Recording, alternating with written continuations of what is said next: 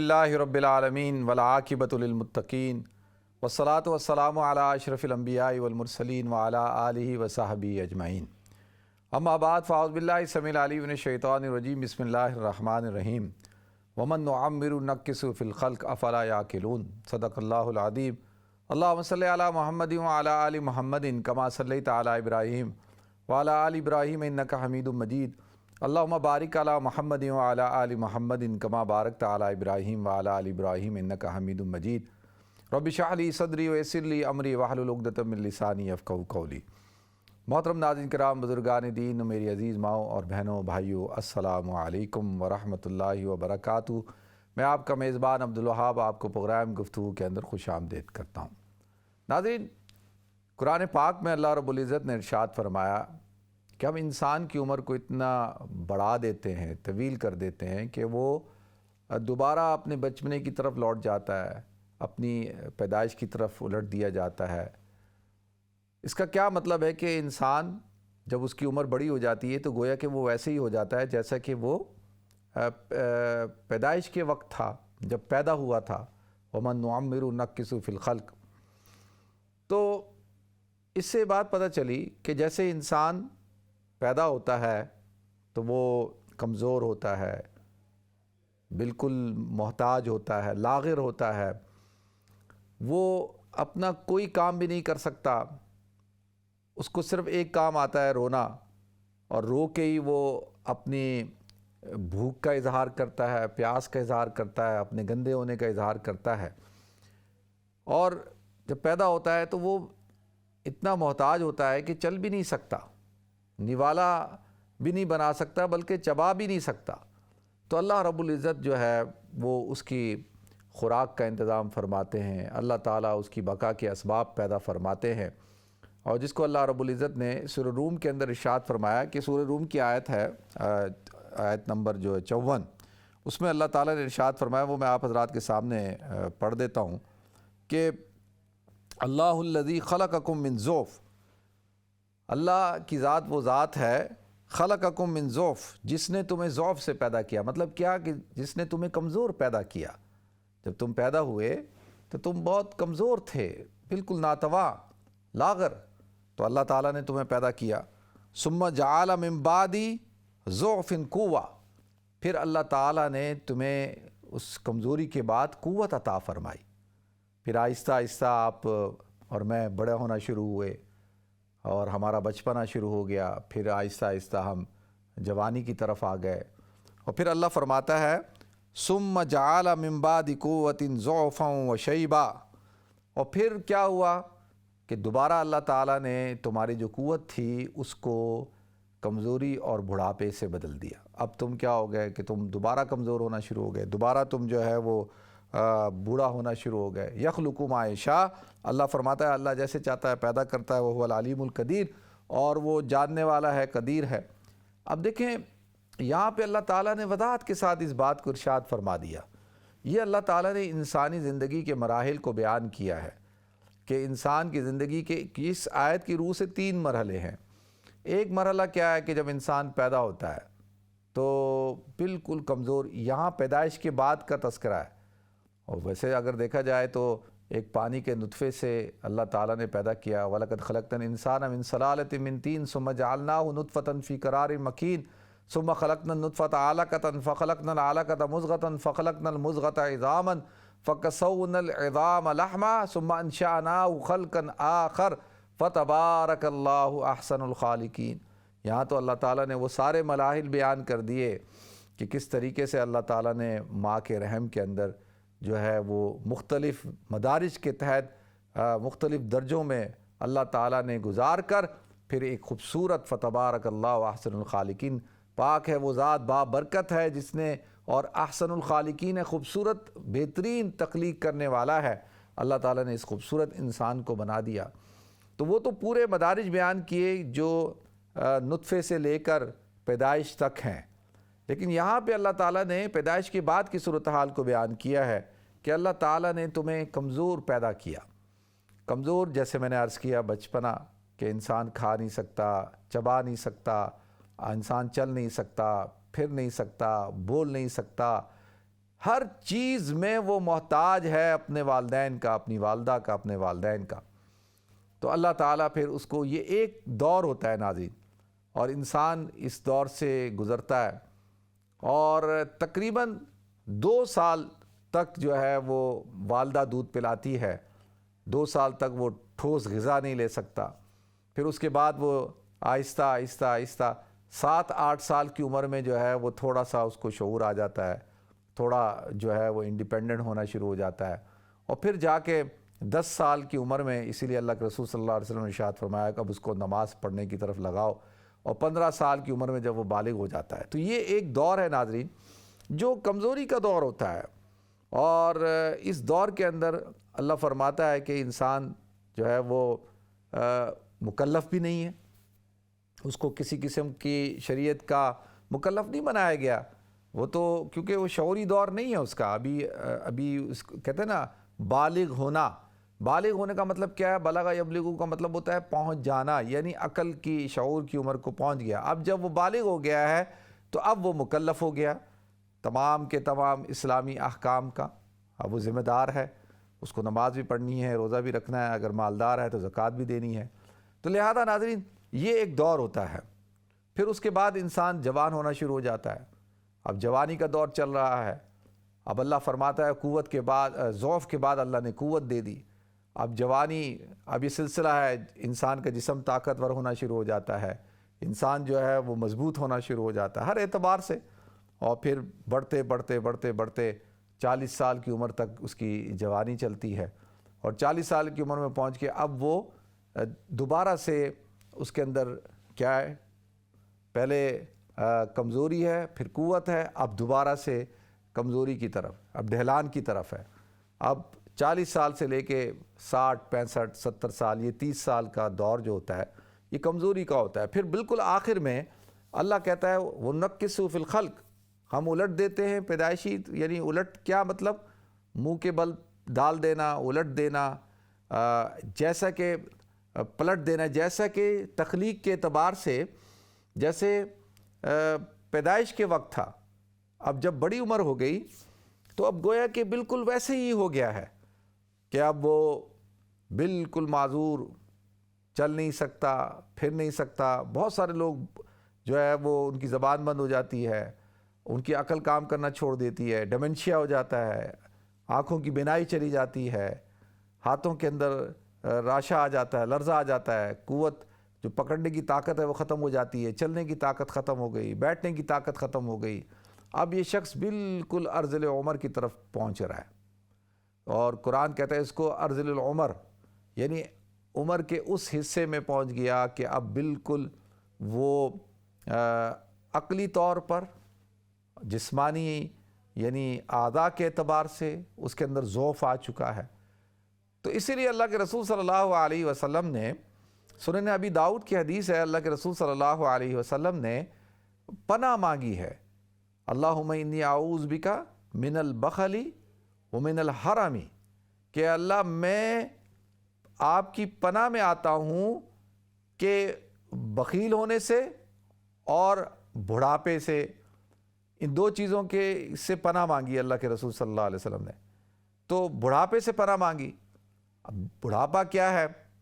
بڑھاپا ایک انسان، دیکھیں پوری ایک زندگی اس نے گزاری ہوتی ہے نا، اور جب وہ بڑھاپے پہ داخل ہو جاتا ہے تو اس کو اندازہ ہوتا ہے۔ ہمارے ایک دوست تھے، میں نے ان سے ایک دفعہ بات چیت ہو رہی تھی، میں نے ان سے پوچھا کہ جی یہ بڑھاپا، کیونکہ بڑی عمر کے تھے، کہ بڑھاپا کیا چیز ہوتی ہے؟ انہوں نے کہا کہ یار جب تم بوڑھے ہوگے نا تو تم بھی خود ہی ایکسپیرینس کر لو گے، تمہیں ایکسپیرینس ہو جائے گا بڑھاپا کیا ہے۔ کہنے لگے بڑھاپا جو ہے وہ تکلیفوں کا اور بیماریوں کا ایک مرکب ہوتا ہے، مجموعہ ہوتا ہے، کہ آپ کی نیند ختم ہونا شروع ہو جاتی ہے، آپ کی بھوک ختم ہو جاتی ہے، آپ کے اندر طاقت نہیں رہتی، آپ کا دماغ جو ہے وہ تھک چکا ہوتا ہے، تو یہ ساری چیزیں جو ہے وہ بڑھاپا ہے۔ اسی لیے اللہ کے رسول صلی اللہ علیہ وسلم نے ارذل عمر سے پناہ مانگی کہ اللہم انی اعوذ بک من ارد الی ارذل العمر، کہ اللہ میں پناہ میں آتا ہوں آپ کی کہ آپ مجھے ارذل عمر تک پہنچائیں۔ ارذل عمر کیا ہے ناظرین؟ بالکل انسان بستر پہ ہے اور وہ چل پھر نہیں سکتا، باتھ روم نہیں جا سکتا، استنجا نہیں کر سکتا، کھا پی نہیں سکتا، بالکل یعنی وہ مجبور محض ہو چکا ہے، تو اس سے پناہ مانگی ہے۔ تو دو چیزیں میں نے ایک دفعہ بڑھاپے سے اور ارذل عمر سے۔ تو لہذا ناظرین اب انسان جو ہے کیوں، دیکھیں اس لیے کہ انسان جو ہے وہ بہت کمزور ہے اور ہو سکتا ہے کہ وہ تکالیف کو برداشت نہ کر سکے۔ بہت سارے لوگ جو ہے وہ ڈپریشن میں چلے جاتے ہیں، یعنی وہ ان کو ڈپریشن ہو جاتا ہے کہ ایک بھرپور زندگی گزاری ہوتی ہے انہوں نے، اور جب وہ ریٹائرمنٹ کی عمر کو پہنچ جاتے ہیں، جیسے ریٹائر ہوتے ہیں تو ان کو آپ دیکھیں گے کہ ایک دم ڈھلنا شروع ہو گئے، اور ان کی جو پرسنالٹی ہوتی ہے، شخصیت بالکل بدلنا شروع ہو جاتی ہے۔ کیوں؟ اس لیے کہ انسان جو ہے وہ ایکسیپٹ نہیں کر پاتا، انسان جو ہے ذہنی طور پر یہ ماننے کو تیار نہیں ہوتا کہ میں اب بوڑھا ہو گیا ہوں اور میرے اندر وہ طاقت نہیں رہی ہے اور میرے اعضاء جواب دے چکے ہیں۔ تو اس لیے کہ اب ایک شخص جو ہے بالکل لاچار ہو گیا ہے، معذور اور بالکل بستر پہ ہے، تو اس کو پھر پناہ، اللہ کے رسول نے فرمایا کہ پناہ مانگو، ایسے وقت سے پناہ مانگو، کیونکہ یہ آپ کے لیے بھی ایک آزمائش ہے۔ ایک انسان خود اس پروسیجر کے تھرو گزر رہا ہے، پروسیس ہو رہا ہے، اس کو پتہ ہے کہ وہ خود ایکسپیرینس کر رہا ہے، تو انسان کمزور ہے اپنے لیے، اپنی ذات کے اعتبار سے، کہ آپ دیکھیں نا ہر کام خود کرتے تھے، اب آپ کام خود نہیں کر سکتے، آپ کا بیلنس ختم ہو گیا، آپ یہاں سے وہاں تک نہیں جا سکتے، تھوڑا سا آگے جاتے ہیں آپ گر جاتے ہیں، جب گرتے ہیں تو آپ کو چوٹ لگتی ہے، تو آپ ماننے کو تیار نہیں ہوتے نا کہ یار یہ میرے ساتھ کیا ہو رہا ہے۔ لیکن انسان تو کمزور ہے، انسان کی حقیقت ہے کہ بھئی اس کے ساتھ ایسا سب کچھ ہونا ہے۔ تو ایک تو اپنے لیے ایک انسان کے لیے بڑا مشکل وقت ہوتا ہے، اس کے لیے آزمائش بن چکی ہوتی ہے، اور جو نیک لوگ ہوتے ہیں وہ صبر کے ساتھ زندگی گزارتے ہیں، اللہ کے بھروسے پہ زندگی گزارتے ہیں، ہمت کے ساتھ، اپنی ول پاور کے ساتھ گزار رہے ہوتے ہیں، وہ ہر چیز کو ایکسیپٹ کرتے ہیں، تو جن کا یقین اللہ کی ذات پہ ہوتا ہے۔ اور جو کمزور ہوں اور جن کا یقین اللہ کی ذات پہ نہ ہو تو وہ بیچارے اس چیز کو ایکسیپٹ نہیں کر سکتے، اور جب ان کو ڈپریشن ہو جاتا ہے، کہتے ہیں بڑھاپا تو خود ایک مرض ہے اور اس کے اندر انسان ڈپریشن کا شکار ہو جاتا ہے۔ تو اب ایک تو دو کام، یعنی ایک تو اپنی ذات کے اعتبار سے، پھر دوسرا یہ ہے کہ جو اس کے ارد گرد جو لوگ ہوتے ہیں، جو گھر والے ہوتے ہیں، بچے ہوتے ہیں، اولاد ہوتی ہے، ان کے لیے بھی ایک آزمائش بن جاتا ہے انسان۔ تو وہ اس میں بھی پھر ان کے لیے دیکھیں، ان کے لیے زیادہ آزمائش ہے کہ بھئی انہوں نے اپنے والدین کو سنبھالنا ہے اور ان کو لک آفٹر کرنا ہے۔ تو اسی لیے یہ دیکھیں اب دو باتیں ہیں، ایک بات تو یہ کہ انسان کیا اپنے آپ کو بڑھاپے سے بچا سکتا ہے؟ کیا ایسا ممکن ہے کوئی آدمی اپنے آپ کو بڑھاپے سے بچا لے؟ ایسا ممکن تو نہیں ہے بھئی، جب عمر بڑھ رہی ہے تو بڑھاپا تو آنا ہے، یہ تو ایک حقیقت ہے، ایک یقینی بات ہے، تو بچا تو سکتا نہیں ہے۔ ہاں یہ ضرور کر سکتا ہے ناظرین کہ ایک انسان دو کام کرے۔ ایک کام تو یہ کہ اپنی جو لائف سٹائل ہے اس کو ایکٹیو لائف سٹائل رکھے۔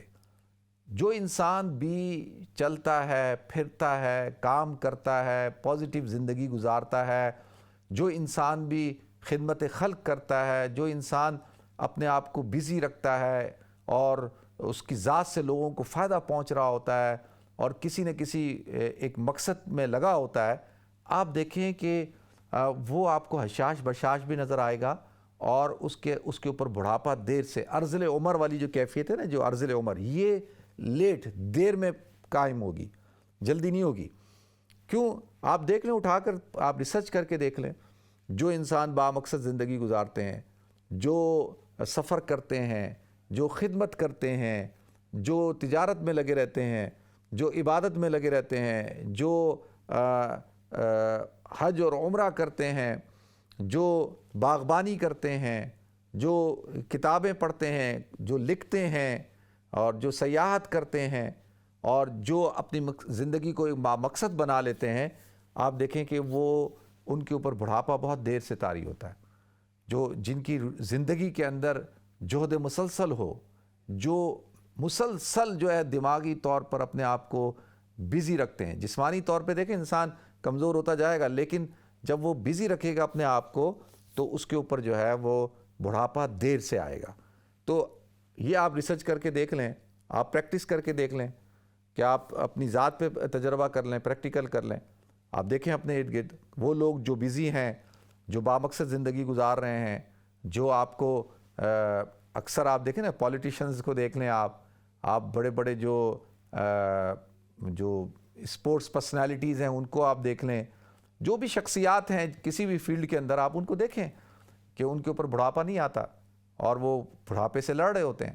آپ اپنی ارد گرد اٹھا کے دیکھیں, اب یہ جو زرداری ہے, زرداری کیسے چل رہا ہے, ایک دم گر جاتا ہے, لیٹ جاتا ہے, پھر کھڑا ہو جاتا ہے, پھر چل رہا ہے. اس کا دماغ دیکھیں کتنا کام کرتا ہے. چودھری شجاعت صاحب بالکل ایک طرف ہیں, لیکن آپ دیکھیں کتنی ایکٹیو ہیں وہ اپنے اوپر بڑھاپا آنے ہی نہیں دے رہے, حالانکہ کتنا بیمار ہیں. پھر اسی طریقے سے نواز شریف صاحب ہیں, اسی طریقے سے آپ عمران خان صاحب کو دیکھ لیں, اسی طریقے سے آپ, یہ تو میں پولیٹیشنز کی بات کر رہا ہوں نا, مولانا فضل الرحمان صاحب کو دیکھ لیں, اور کتنے ہیں اس وقت جو ہے جو سینئر سیاستدان ہیں, ان میں وہ مخدوم جاوید ہاشمی صاحب ہیں, کھوسا صاحب ہیں, اور بھی بہت سارے لوگ ہیں. لیکن آپ دیکھیں کہ وہ کیونکہ بیزی ہیں. اب میں ایک اس پہ کہہ رہا ہوں کہ یہ نہیں کہ جی آپ لوگ اب اس کو دوسرے اینگل پہ نہ لے جائیں. اسی طریقے سے آپ اور جو شخصیات ہیں, جو شو بیز کے لوگ ہوتے ہیں, ان کو آپ دیکھ لیں. اسی طریقے سے جو لوگ خدمت خلق کرنے والے لوگ ہوتے ہیں, جو خدمت خلق کرتے ہیں, آپ ان کو دیکھیں کہ وہ کتنا آپ کو کام کرتے ہوئے نظر آئیں گے. تو یہ اس لیے میں کہہ رہا ہوں کہ ہمارے بہت سارے جو ویورز ہیں جو اس وقت اس پروگرام کو دیکھتے ہیں, وہ ہیں جو اب بڑی عمر کے ہو چکے ہیں. تو دیکھیں, ریٹائرمنٹ کا مطلب یہ نہیں ہے کہ آپ جو ہے وہ اب کچھ بھی نہ کریں. یہ نہیں, ریٹائرمنٹ کو آپ پلان کریں تو آپ بہت سارے کام کر سکتے ہیں, اور بہت سارے, اور کوشش کریں کہ اپنے کام خود کرنے کی. اس سے یہ ہوگا کہ آپ کا جو بڑھاپا ہے وہ تھوڑا سا لیٹ ہو جائے گا, ڈیلے ہو جائے گا. میرے پڑوس کے اندر 2 گھر چھوڑ کے ایک ضعیف شخص رہتا ہے, اس کی عمر ہے کوئی 89-90 کے قریب ہوگی. تو وہ روزانہ جو ہے وہ صبح نکلتا ہے, واک کرتا ہے, اور اس کی روٹین ہے. تو کچھ دن مجھے وہ نظر نہیں آیا, تو میں بڑا پریشان ہوا کہ بھئی وہ کدھر گیا. پھر ایک دن دیکھا کہ وہ الیکٹرک موٹر بائک کے اوپر جو ہے وہ آ رہا ہے. تو میں نے رکا, ان سے گپ شپ ماری, پوچھا, میں نے کہا بھئی آپ نظر نہیں آتے. کہتے میں تھوڑا سا بیمار ہو گیا تھا. تو میں نے کہا ابھی آپ نے یہ بائک لے لی ہے؟ تو کہنے لگے ہاں مجھ سے اب چلا نہیں جاتا, میں اب کافی بوڑھا ہو گیا ہوں. تو وہ کہتے ہیں میں کوائٹ انڈیپینڈنٹ ہوں, اور میں اپنے کام سارے خود کرتا ہوں. روزانہ جاتا ہوں, یہ ویجیٹیبلز فروٹ خرید کے لاتا ہوں, ایگز خرید کے لاتا ہوں, ملک خرید کے لاتا ہوں. یہ میری روٹین کا حصہ ہے. تو مجھے I have to walk every day. تو اب آپ دیکھیں کہ وہ بندہ لڑ رہا ہے اپنی ذات کے ساتھ. اب وہ میرا نام اس کو یاد نہیں رہ رہا تھا, تو اس نے لکھا اس کو, پھر ڈائری نکالی کہ میرا نام کیا ہے. تو وہ اپنی حافظے کے ساتھ بھی لڑ رہا ہے, ہر چیز کے ساتھ لڑ رہا ہے. تو عرض یہ کرنی ہے کہ ہم جو ایشینز جو لوگ ہوتے ہیں نا, ان کے ساتھ تھوڑا سا ایک ایشو ہوتا ہے.